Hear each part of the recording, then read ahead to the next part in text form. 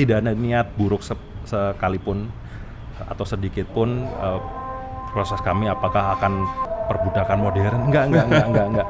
Karena yang kami bina Thomas justru anak-anak yang maaf ya underprivileged lah istilahnya.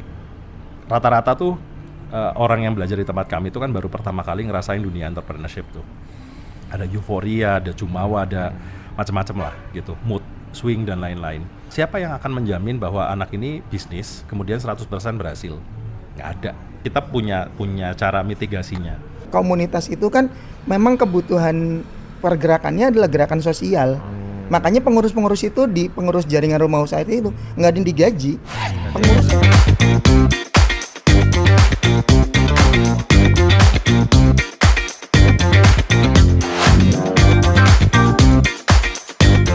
Jadi saya pengen tahu JRU kan sejak tahun berapa ya, dah lama ya? 2006 ya baru diputus di. Ya, jadi sebetulnya kami bergerak sebagai sebuah komunitas itu dari 10 Februari 2006 itu. Jadi mungkin sekarang 19 tahun. Dan itu sudah kayak menyasarnya ke platform luar negeri untuk bergerak di bidang desain. Kalau di awal 2000-an pasti bisnis kami di bisnis konvensional. Cuma memang tidak jauh dari bisnis visual gitu. Kemudian mulai masuk ke platform digital itu 2011-2012 itu kami mulai ada satu studio visual digital pertama gitu. Kemudian ya sampai kemudian sekian tahun terakhir utamanya ketika pandemi itu karena semua orang ya di karantina, kemudian kita belajar secara komunal, secara tertutup gitu karena nggak bisa invite orang-orang banyak. Sebelum pandemi itu sebetulnya kita juga punya forum-forum eksternal juga gitu, forum-forum bahkan Mas Aryo pernah ngadain acara kan Mas di tempat kami gitu. Ya kami bersyukur bahwa kami hari ini punya sedulur-sedulur yang hari ini sangat care dengan kami gitu. Nah makanya ini sekaligus meluruskan sebetulnya tidak ada niat buruk sekalipun atau sedikit pun proses kami apakah akan perbudakan modern, enggak. Karena yang kami bina Thomas justru anak-anak yang maaf ya underprivileged lah istilahnya. Di tempat kami itu, tempat saya itu rata-rata anak yatim, 60% itu anak-anak yatim, anak-anak yang tidak punya akses terhadap pelatihan entrepreneurship, anak-anak yang tidak punya akses terhadap mimpi besar gitu-gitulah. Jadi kami gini, kenapa kemudian kami itu sulit di awal-awal kami itu sulit mengimplementasikan kontrak kerja misalkan ya gitu. Karena anak ini datang nggak punya kompetensi apa-apa, kami bingung. Kontrak kerjanya basisnya apa? Ya. Apakah kontrak belajar gitu? Tapi kontrak belajar kalau misalkan anak ini nggak bisa ngikutin proses belajarnya, apakah harus kami keluarkan gitu? Apakah tidak ada sedikit pun rasa empati? Apakah anak ini harus misalkan belajar gambar? Kalau nggak bisa gambar, kemudian belajar apa lagi gitu? Ya coba deh belajar marketing gitu. Nggak bisa lagi, ya udah belajar bikin laporan keuangan deh gitu. Nggak bisa lagi, ya udah belajar ngomong public speaking deh gitu. Itu pas penerimaannya diseleksi nggak sih Mas, atau maksudnya standar penerimanya gimana? Soalnya kalau kayak gitu kan jadi banyak banget pasti peminatnya kan, apalagi nih katanya berbayar nggak sih kalau untuk orang-orang anak-anak yatim gitu? Di tempat kami kan ada yang berarti kan jalur masuknya tuh ada yang dari karyawan misalkan. Kalau dari karyawan, ketika ada yang masuk anak yatim dan memang anak ini butuh gitu. Butuh ditolong gitu. Nah, kami kalau mau mengimplementasikan kontrak kerja seperti layaknya korporat gitu. Nah, kami tuh bingung ketika anak ini memang butuh ditolong dan memang kan berarti anak yatim kan memang butuh pendapatan. Intinya gitu. Untuk minimal dia bisa survive mandiri untuk kehidupannya dia sehari-hari gitu. Nah, tapi kan apakah anak ini kompeten gitu? Misalkan kalau kita mau ngikutin rules-nya corporate gitu ya, SOP-nya yang diterima tuh yang begini. Iya. Nah ini masuk golongan yang kita tuh sampai bingung Mas. misalkan ada anak, kalau misalkan dia dari jalur karyawan, kan kita nggak bisa seleksi siapa yang daftar tuh. Yang daftar kan dari berbagai macam. Terus ada juga anak magang gitu, anak magang, anak SMK misalkan. Kita nemuin ya Mas Isal ya. Aku tuh dampingin ada anak magang yang memang dia yatim dari usia 3 tahun. Ya Allah.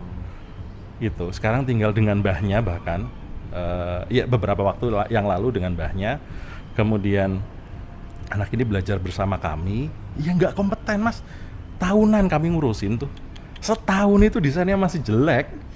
Kami tuh sampai bingung, ya Allah ini diakali dengan cara apa lagi? Dan itu hidup bersama di situ, makan situ segala macam gratis. Ya, makan gratis Mas. Kita kasih makan, kita temenin gitu. Kemudian pada satu momen udah bisa, ternyata belajarnya market bisa nih gitu. Desain digimanain pun susah lah gitu. Lo ketemu misalkan, ternyata kompetensi dia di market, terus mulai bisa mandiri kan gitu. Yang membahagiakan apa coba Mas? Ketika dia habis lebaran tuh dia cerita bahwa lebaran kali ini dia beliin emas ibunya gitu. Allah Allah, merinding saya Mas. Itu Mas yang itu aktivitas nggak di sosmed, nggak ada itu. Itu yang nggak ada di sosmed yang kayak gitu. Masya Allah ya. Itu lebih dari apapun gitu. Ya. Kami ketemu yang begini nggak 1-2 Mas, banyak, karena kami kerjasama dengan SMK yang kebetulan SMK-nya tuh bukan di kota, SMK itu desa. Desa itu sebagian besar orang tuanya tuh buruh, petani, pekerja. Kalaupun di sawah bukan sawahnya dia buruh sawah ya Kak Akbar. Dan kita juga pekerja pabrik, dan kita sadar bahwa anak-anak ini tinggalnya nggak sama orang tuanya masih sibuk cari ekonomi. Mereka titipin ke mbahnya, tinggalnya sama mbahnya. Atau orang tuanya tidak ada, pergi ke Jakarta karena cari ekonomi di Jakarta, atau korban perceraian. Itu tuh kami ngurusin. Maksudnya ini bukan jadi kami minta empati atau bukan. Ini bagian dari proses kami ngurusin anak-anak yang memang underprivileged tadi dibilang, tapi niat baiknya adalah anak-anak bisa mandiri. Bagaimana mereka tidak lagi berharap sama orang lain, atau berharap minta dapat bantuan dari negara dan lain, enggak. Tergantung dari donasi. Betul, kami benar-benar mendidik mereka untuk mereka bisa berdiri di atas kakinya sendiri. Minimal mereka ngurus makanannya sendiri. Itu kenapa ketika mereka tinggal bareng sama kami urus di awal itu mentor-mentor biasanya yang membiayai hidupnya mereka. Bayarin kosnya, bayarin makannya. Itu lewat studio Mas. Jadi studio tuh ngeluarin, selain dia ketika magang ya, misalkan magang itu tidak ada rules uang saku misalkan. Nggak ada rules, nggak ada aturan di kementerian manapun ya harus studio atau perusahaan harus ngasih uang saku, nggak ada. Di kami bulan ketiga itu pasti uang saku, berprestasi gak berprestasi uang saku. Bahkan yang masih belajar, yang masih gambarnya ting pletot ngono toh, iya dikasih uang saku, uang nginepnya dibayarin. Kemudian kalau misalkan laptop rusak, ya kita yang ganti. Nah itu untuk mengcover biaya-biaya gitu tuh diambilkan dari dana mana? Apakah punya dana CSR-nya gitu? Dari dana studio Mas rata-rata. Masing-masing studionya itu. Jadi mereka pun juga punya alokasi dana untuk digituin. Ya selain itu walaupun memang studio akhirnya bisa mandiri masing-masing, kami pun nyediain ada sekarang ya kalau di komunitas tuh ada dana infak, ada ya jadi ada dana ZIS-nya lah, zakat infak sodakohnya gitu. Nah itu bisa diakses oleh teman-teman gitu. Jadi ya kami nyiapin, kemudian ada dana berkah yang kalau misalkan kan gini, orang kita belajar bisnis, anak-anak yang belajar bisnis itu kan nggak semuanya juga 100% bisa growing gitu. Ada nggak yang bangkrut? Ya ada juga gitu. Nah gini-gini nih siapa yang nolongin gitu. Nah nek bangkrut, oke lah misalkan bisnisnya nggak ada masalah. Lah orangnya, mentalnya kan tato ya bahasa apa ya? Jadi mentalnya yang kena kan gitu. Nah kita ngerawat ini gitu. Wis ra apa-apa nek gagal tuh biasa aja. Berarti sekarang total studio ada 140 berapa? Datanya 170 sekian. 170 studio. Satu studio isi berapa orang? Timnya Mas. Dari 34 sampai 10. Tergantung Belasan juga. Maksimal belasan ya? Iya. Oke. itu total orang yang bekerja di studi-studi itu kalau dikumpulin jadi sekitar 1.200-an. 1.200-an. Dan itu bukan itu termasuk magang sama yang homeschooling belajar tadi? Enggak. Itu semuanya berbayar itu. Maksudnya mereka dibayarin juga. Iya. Kayak gitu ya? Iya. Jadi kita kan kalau anak magang di 2 bulan pertama belajar biasanya prosesnya belajar gitu. Nanti bulan ketiga mulai dapat uang saku gitu. Iya. Kalau misalkan dia berprestasi, misalkan ternyata percepatan belajarnya cepat, biasanya uang sakunya nambah. Oke, ya berarti itu kan kita harus memilah-milah kan antara yang tadi homeschooling tadi yang belajar, ada yang magang dan ada yang profesional Itu ya kan beda. yang di hire itu beda. beda. Nah, itu dipukul rata ya kemarin ya. Karena keterbatasan informasi, akhirnya menganggap itu semua rata, padahal enggak, berbeda. Oke, terus pertanyaan selanjutnya gini. Ini kan studio-studio ini kan dihandle oleh koordinator ya, kayak gitu. Nah, koordinator ini kan otomatis dibantu dengan admin yang mana mereka berdua itu pasti mengakses akunnya dan tahu earningnya, income-nya berapa. Nah, angka-angka situ diketahui juga nggak sama anggota tim-timnya, yang ilustratornya atau apapun itu yang mereka bekerja baik, itu juga anak magang atau mungkin si pembelajar ini juga itu bisa diakses nggak itu? Kami terbuka soal earning, kami terbuka. Jadi nggak ada yang ditutup-tutupi gitu. Bahkan beberapa kan sudah ada yang bocor di luaran sana kan. Nah, mungkin nggak sih Mas hal-hal kayak gitu tuh yang terus kemudian menimbulkan hasad, iri, dengki. Wah, kok dapatnya segitu, aku dapatnya earningnya segitu, aku dapatnya cuma segini doang ya gitu. Akhirnya mereka jadi berontak gitu. Ya itu memungkinkan sih. Kan kita tidak bisa kontrol emosi orang satu persatu ya, gitu. Cuma kan kenapa sudut pandangnya akhirnya jadi beda antara yang artis dengan yang studio gitu, atau kami sebutnya entrepreneurship gitu. Ya karena ketika studio kan kita tidak hanya memikirkan satu orang gitu, tidak hanya memikirkan ilustrator, tidak hanya memikirkan admin gitu. Nah, kami itu kan di proses studio itu belajar mengelola keuangannya, SDM-nya gitu-gitu. Jadi kalau misalkan ada rasa misalkan dapatnya segini, kok lah kan kita ada namanya harus ngumpulin kas dan lain sebagainya. Kas ini untuk siapa? Kemudian ya balik lagi untuk kesejahteraan karyawan gitu-gitu.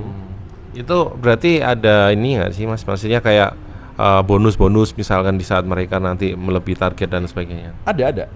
Jadi di tempat kami dan terus kita rapihin ya Mas ya. Sekarang mulai ada standarisasi.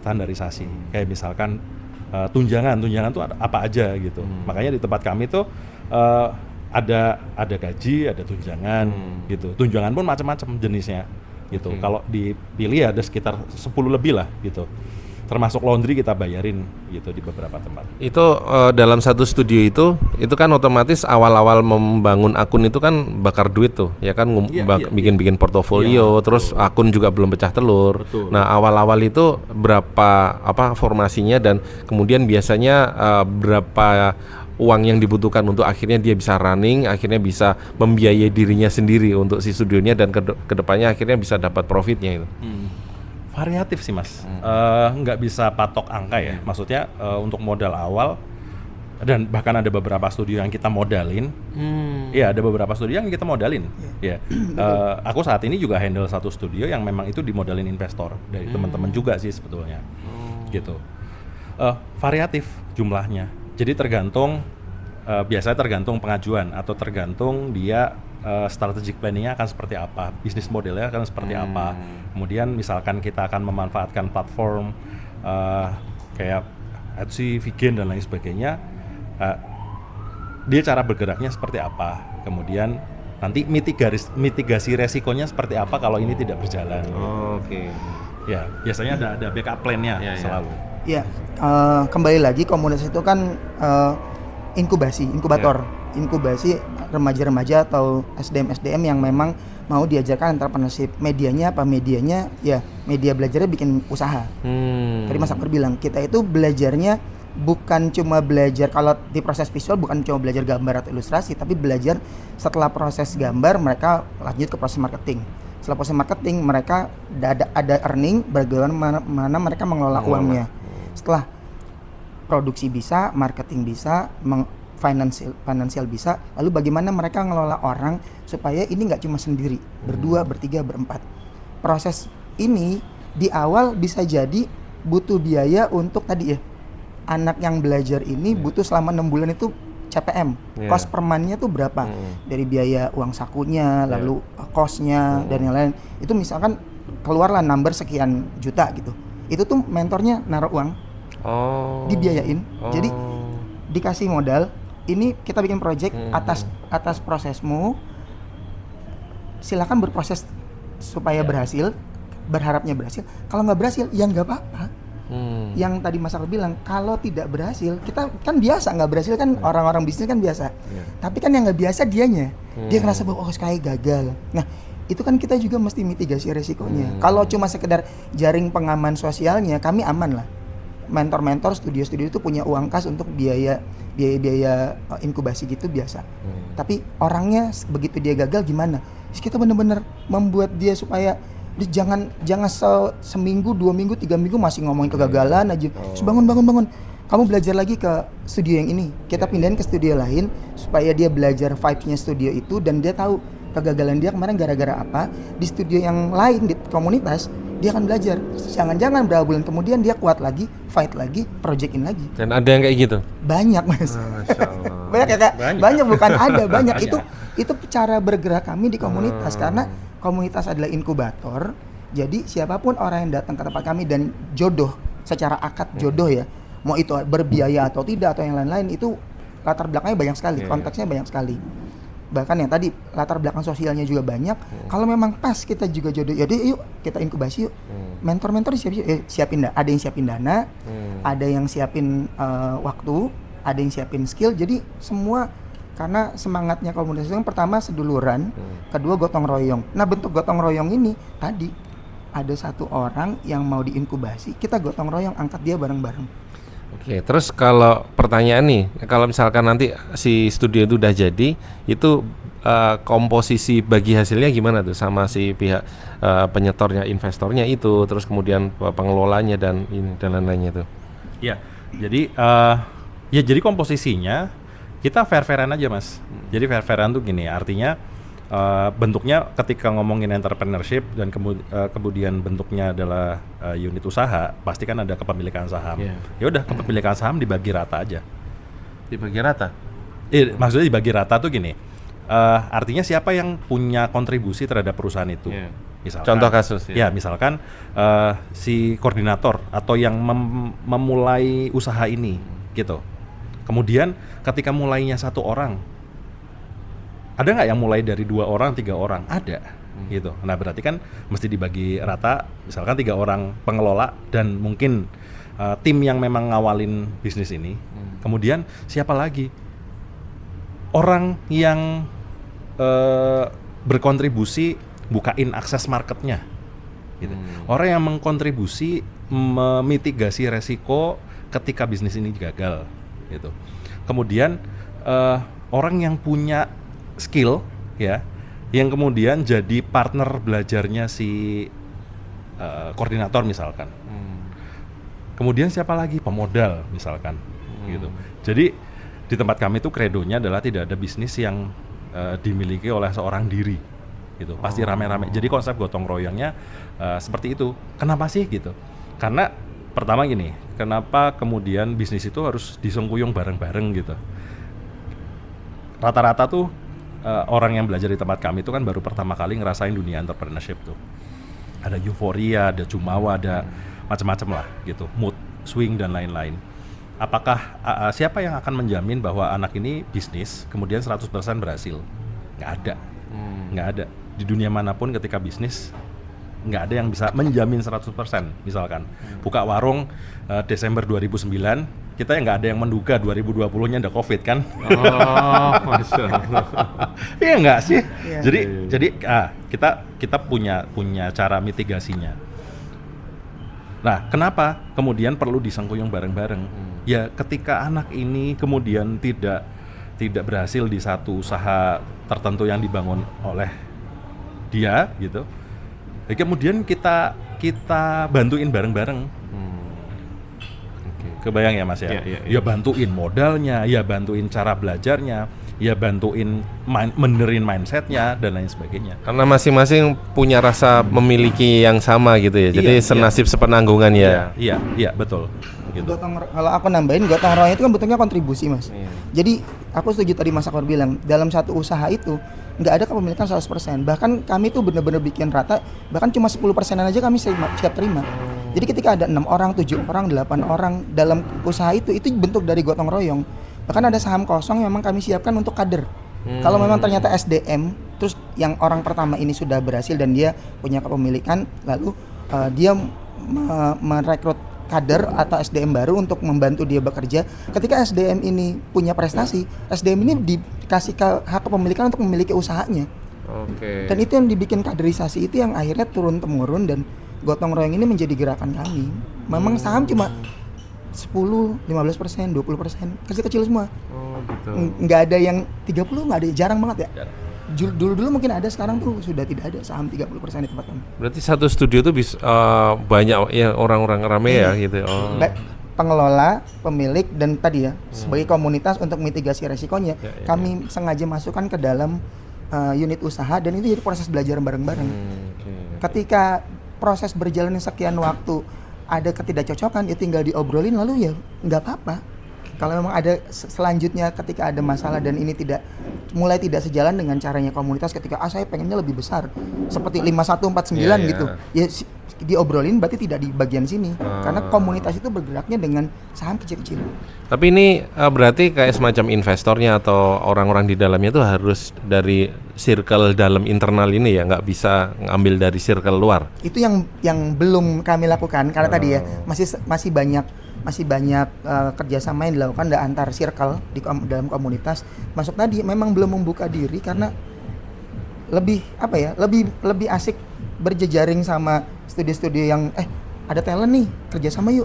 Di situ jago Etsy. Kami belum punya Etsy, belum punya talent Etsy yuk. Anak ini kita inkubasi supaya Etsy-nya bagus. Siapa tahu nanti kalau dia Etsy bagus bisa ngembangin lagi di tempat kami. Begitu ya Kang Bada? Ya, tapi beberapa sudah mulai Mas Isal. Yang pihak luar? Yang pihak luar kan ada beberapa teman-teman memang dari pesantren di Magelang gitu-gitu kan. Oh iya. Udah mulai kita justru sekarang ini bisnis bareng gitu. Kemudian ada teman-teman yang dari Jogja, sekarang ada di Jogja, dari Solo. Benar, jadi informasi teman-teman yang ini mulai merambah ke Solo, Jogja, iya betul. Saya Jogja juga ikut kena nih. Iya nih Mas Aryo nih. Iya. Tapi alhamdulillah kemarin buka lowongan masih banyak juga sih yang daftar. Kami juga sebetulnya benar ya kan. Kami juga sebenarnya kemarin juga buka lowongan masih banyak yang daftar gitu. Aku setuju. Banyak sekali orang butuh pekerjaan. Dan katanya kan sekarang cari kerja susah. Itu problemnya menurut kami. Yuk, ini pekerjaan banyak kan, Mas Ra juga paham bahwa di luar negeri itu banyak pekerjaan yang bisa kita ambil. Cuma kompetensinya kan nggak cukup. Kalau memang belum jodoh di tempat kita nggak apa-apa. Kalau memang nggak punya skill, ayo ke tempat kita. Belajar, kita inkubasi, kita belajar. Tapi tadi berakad dengan niat baik, sebagian besar bisa jadi tidak setuju dengan cara kami, karena cara kami dianggapnya apaan cara kayak begini, nggak profesional. Kita dianggap tidak profesional, tapi kami lebih setuju, kami proporsional saja. Dimana ketika semalam kita ngomongin tentang kolaborasi sehat based on masing-masing punya kompetensi, lah ini sekian ribu orang atau sekian banyak orang yang nggak punya kompetensi, terus siapa yang wadahin? Yang punya kompetensi pun daftar pun juga banyak yang belum keterima gitu kan. Saya itu kalau buka lowongan juga kadang melas juga loh Mas. Ya Allah, segini kita cuma buka berapa posisi yang daftar, puluhan sampai ratusan kayak gitu kan. Itu terus mereka gimana kan? Saya juga kadang kepikiran gitu nasibnya gimana gitu. Iya, kami setuju. Gerakan komunitas itu kan memang masyarakat kalangan bawah ya, sejak Mas Ili bangun komunitas tahun 2006 itu memang masyarakat bawah yang memang nggak punya kompetensi. Akhirnya punya kompetensi dan itu dibangun lagi untuk jadi pemilik usaha, wirausaha. Proses ini yang pelan-pelan berjalan sampai sekian tahun. Mas Akbar itu kan yang ngalamin langsung bagaimana dia belajar, yang Mas Akbar seorang anak kuliahan dan berprestasi, terus harus belajar dari bawah. menjadi seorang pelayan warung misalkan gitu. Ya Kak Akbar ya. Iya. Ya, beliau belajar untuk benar-benar punya empati itu dari mana? Karena kadang-kadang orang yang ngerasa punya skill, maunya di posisi langsung level gitu atau langsung manajer, sementara dia nggak ngerasain bagaimana rasanya harus ngerawat rumah usaha, nyapu, ngepel. Mereka nggak punya itu. Ketika mereka punya karyawan, mereka nggak punya empati untuk ngerawat tempat seperti apa. Malah komplain, kenapa rumah ini nggak harus sewa OB dan lain-lain. Bukan tentang OB, bukan.